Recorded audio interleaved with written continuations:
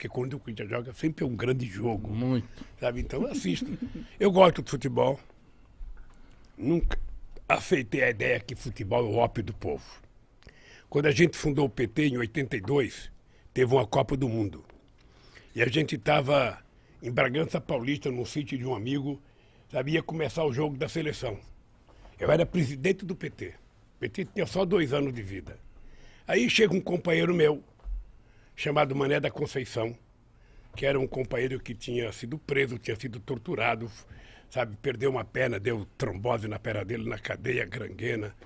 Aí esse cara voltou, ele foi para fora, e esse cara votou muito radical e ele não queria, não vamos ver futebol, não. Quando começou o jogo, ele falou, vamos levantar e virar as costas para televisão, não Protestou. vamos ver o jogo. Eu falei, ó, cara, é o seguinte, é melhor você sair da sala, porque aqui não tem vira-costa, não. Aqui nós vamos ver o jogo do Brasil, pô. Eu não misturo. Eu não misturo, sabe? Quando eu gosto, e aí, sabe, eu não misturo com a política, não. Meu irmão era adversário meu irmão era de outro partido político, sabe? Então, qual era o pacto meu com meu irmão Frechica? Ele está vivo ainda, tem 79 anos. Falava, Frechica, é o seguinte, a gente não discute política em casa. Quando a gente se encontrar, é para a gente conversar de outras coisas. É pra sabe? ser irmão. E não discutir. Ele era do Partidão e eu era do PT. Mas às vezes Mas não fora dava de uma casa, discussão, vocês- Não, lá em casa a gente não discutia. Não discutia. Porque senão você não vive bem.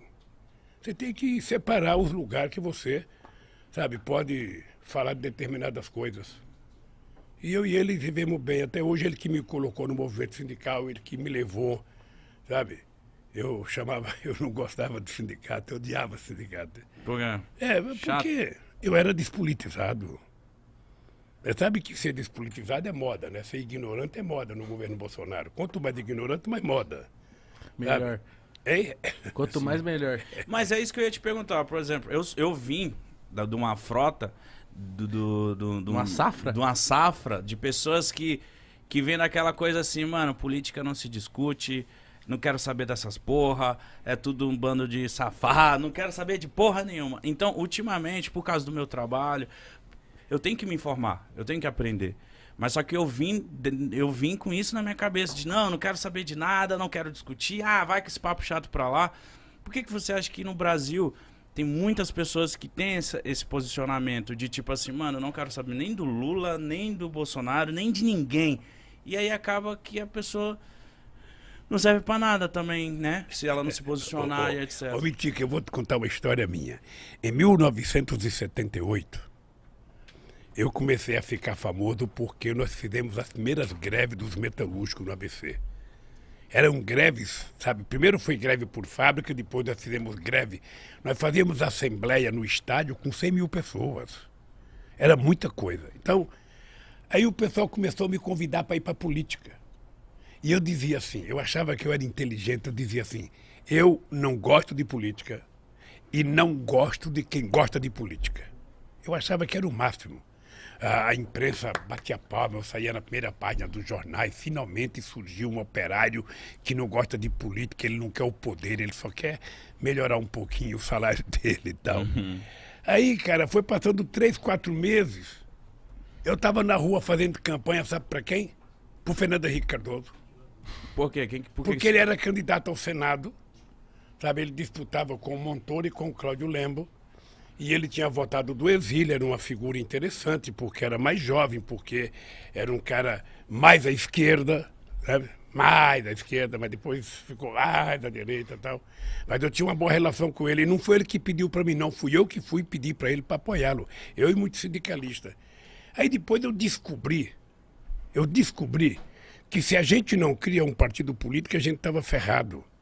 Porque você nunca pode esperar que alguém faça por você aquilo que você mesmo tem que fazer. Então você fica esperando que o Congresso Nacional aprove as coisas boas para o país. Você já parou para analisar quem é que está no Congresso Nacional? Você já viu o prontuário de cada um? Você já viu a ficha de cada um? Você já viu a origem de cada um? Se você não vê isso, você não vai saber votar. Se você não vê, você vai votar equivocadamente. É como se você fosse colocar uma raposa no seu galinheiro achando que a raposa vai engordar as galinhas. Não vai, vai comer as galinhas. Então eu descobri que era preciso fazer um partido. Descobri porque eu fui no Congresso brigar para não aprovar uma lei. E quando eu cheguei lá, eu percebi que não tinha nenhum trabalhador. Aí então eu comecei a fazer política, sabe? Eu fui gostando da política, fui gostando, e eu achei que era o caminho. Se você está descontente com alguma coisa, é através da política que você vai mudar. Sabe? Então você tem que participar, você tem que saber como participar. Sabe? E quando eu digo isso, ô Mitica, eu digo o seguinte, veja, eu não acho que um artista, eu não acho que um cara tem que dizer eu voto em fulano, eu voto... Não tem que dizer nada, ele tem que ser profissional, fazer o programa dele, dizer o que ele bem entender. Ele é político na hora que ele vai votar, a não ser que ele queira assumir publicamente a tarefa. E eu então fui. E depois, você pensa que eu imaginei ser candidato a vereador uma vez? Nunca me passou pela cabeça. Mas quem te incentivou de você virar um candidato a vereador? Veja, eu não fui vereador. Eu fui candidato a deputado a governador de São Paulo em 82. Eu, Franco Montoro, Reinaldo de Barros, Cláudio, Jânio Quadros. Era assim, eu fui candidato. Eu pensei que eu ia ganhar as eleições. Cara, eu estava famoso por causa das greves. Eu estava famoso. Eu ia para o interior de São Paulo, era gente na rua aqui. As pessoas não imaginavam como é que eu juntava tanta gente na rua. Eu dava autógrafo. Tinha um livro que foi lançado meu chamado Lula, Entrevistas e Discursos. Eu descia do palanque lá, tinha que dar autógrafo, sabe? Eu pensei que eu ia ganhar as eleições. Puta merda, só tive 10% dos votos. Fiquei em quarto lugar, perdi até do Jânio Quadros. Mas de primeira? Mas eu achei que eu Tava ia ganhar. convicto. O comício do encerramento da campanha no Pacaembu. Você não tem noção a quantidade de gente. Que ano que era, Lula? 82. 1982. Você não tinha nem nascido, cara. Não. Até não tinha nem nascido. Não tava. Aí eu fui lá e aquela multidão de gente, sabe? Falou, Eu já falava, era meu. Porra, vou ganhar as eleições. Já me via como governador. Sabe? Aí fiquei em quarto lugar. Uma frustração. Você não tem noção da frustração. Eu até pensei em parar. Aí quando foi em 85, eu fui para Cuba. Eu conheci o Fidel. Aí fui lá visitar o Gente Fidel. boa? Hein? Gente boa? Gente boa. Aí começamos a conversar sobre política. Aí eu falei, Fidel, eu estou pensando em parar porque eu pensei que eu ia ganhar, não ganhei, eu só tive, sabe, 10% do voto.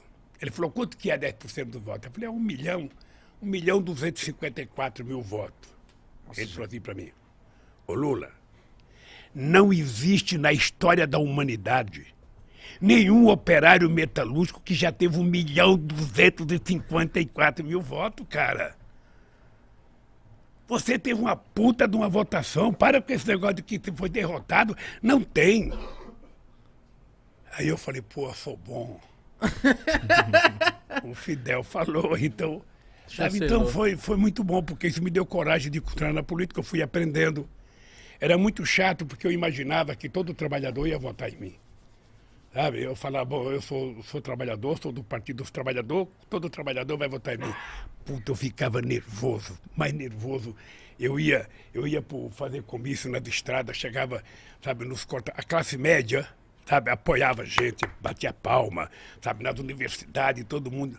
Mas quando eu passava nos caras que estavam colhendo algodão, cortando cana, aí eu ia fazer passeata aqui em São Paulo, no centro de São Paulo. Aí quando tinha um trabalhador trabalhando numa construção na Casa Civil, todo mundo, Lula, um trabalhador.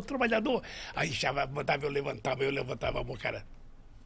Mas por que você acha que você não era popular com os trabalhadores nessa época? Não, é porque é o seguinte, o povo não tinha o hábito de fazer política. Política era uma coisa estranha. Esse é um país em que demorou. A mulher só foi ter o seu primeiro voto em 1934, porque ganhou na justiça. Esse é um país que só votava dono de proprietário de terra, gente alfabetizada e gente que tinha conta até de 200 mil réis. Pobre, analfabeto e peão de fábrica jamais votava. Aí o pessoal também falava, pô, esse Lula é um analfabeto igual eu, porra, por que eu vou votar nele? Ele não tem condições. Aí eu descobri que leva tempo, viu, Igão? Leva tempo para você convencer as pessoas das coisas. Aí é um trabalho de muito debate, de muita discussão. Quando eu passo num lugar que eu vejo um cara ser contra a política, eu não acho ruim. Eu fico só imaginando que informação que ele recebe todo santo dia. Porque eu tenho uma coisa que eu falo para a juventude o seguinte, olha, ô Igão, você pode não gostar de política. Tá? Você pode dizer, eu não gosto de política, política é tudo ladrão, Lula é ladrão, sabe, Haddad é ladrão, Fernando Henrique Cardoso é ladrão, Bolsonaro é ladrão, Dória é ladrão. Você pode dizer tudo o que você quiser. Mas mesmo você pensando assim, você pensa o melhor para o seu país, você pensa o melhor para o seu povo, você pensa o melhor para você. Então, se você acha que todo mundo não presta, você tem que decidir escolher um cara que presta. E esse cara que presta não é os outros, é você, cara.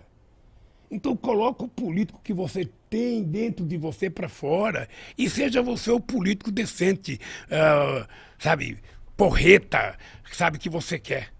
Não tem outro jeito. Você não pode querer que eu seja a pessoa que você quer que eu seja. Não, eu sou eu. Agora, se você quer um cara top, aí é você, Mitico, é você, Igão. É assim que se faz as coisas. A política no Brasil não dá certo porque as pessoas não têm compromissos ideológicos. As pessoas são eleitas porque são eleitas. Mas eu acho, ó, por exemplo, se eu me candidatar, vou falar, rapaziada, a gente fez uma fama bacana aqui com o Podpah, a galera já me conhece um pouco. Vou falar, galera, ano que vem eu vou quero virar deputado, sei lá. A galera já vai me olhar com outro olhar, sabia, Lula? Vai falar assim, mano, então ele criou o Podpah só pra ganhar voto, esse filho da puta. Já vai me olhar com outro olhar, esse cara entendeu? que pensa assim, é verdade, ele vai pensar assim. E é normal que ele pense assim. Porque a vida inteira na política se tirou proveito da inocência do povo. Sim. Eu morava na vila, quando eu fui morar no Parque Bristo, chegava em época da eleição e morava numa... Se você for na ribanceira que eu morava, você nem sai hoje se chover. Eu morava numa ribanceira que quando eu saía para trabalhar, eu colocava galocha. Você não sabe o que é galocha? Galocha é uma bota de borracha. Eu colocava aquilo para poder atravessar no barro, chegava na padaria, tirava minha galocha, embrulhava no jornal, colocava embaixo do braço, ia trabalhar, na fábrica lavava, quando eu voltava, chegava na padaria, colocava a galocha. Eu morava num lugar desgraçado, cara.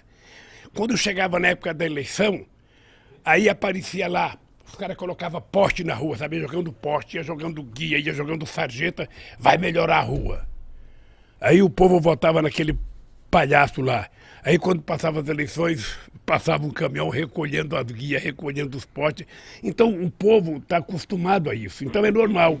Mas você tem que convencer as pessoas por que você quer ser deputado. O que você pretende fazer lá. Faça um programa e apresente para o povo. Eu quero ser deputado porque eu quero fazer isso, isso, isso e isso. Se eu não cumprir, eu desisto. Faça uma coisa séria que você vai ver como é fácil fazer. Sabe, agora você pega um cara de televisão, o cara fica falando bobagem o dia inteiro na televisão, faz bobagem, e fala, eu vou ser candidato. Aqui em São Paulo nós temos alguns que vocês conhecem. Uhum. Eu não vou falar o nome porque eu não quero falar o nome de ninguém. Mas aqui vocês conhecem muitos em São Paulo. Aqui tinha programa de rádio de cara famoso, sabe? Afonado Jazade, Gil Gomes, esse acho que não existe mais. Sabe? Que passava um ano, fazia sucesso, todo mundo era candidato. O que fizeram como deputado? Nada. Então você tem que exigir compromisso.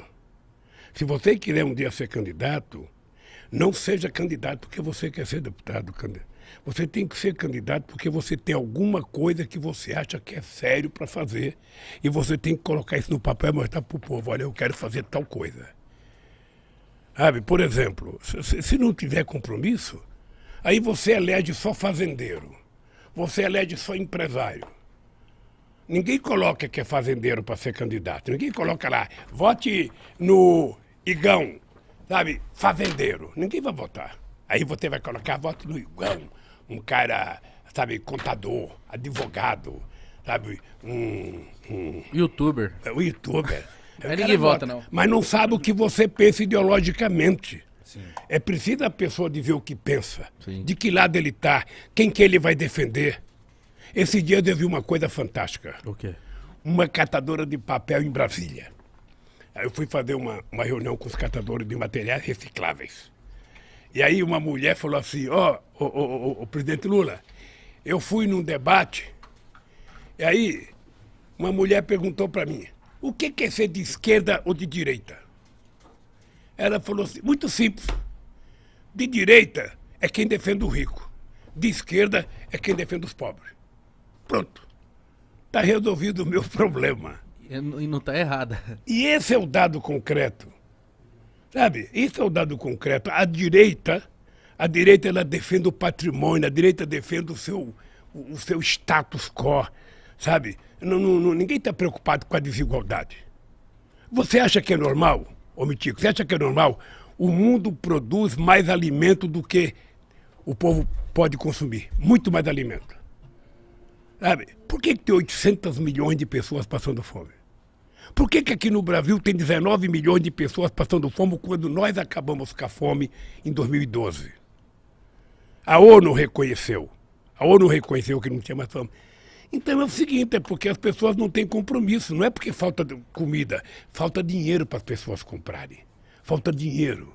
Se você der um pouquinho de dinheiro, as pessoas vão comprar. Agora, quando nós criamos o Bolsa Família, o que a elite brasileira falava?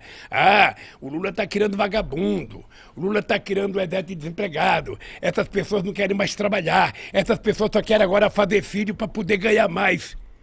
Sabe o que acontece? É a falta de crença no povo pobre.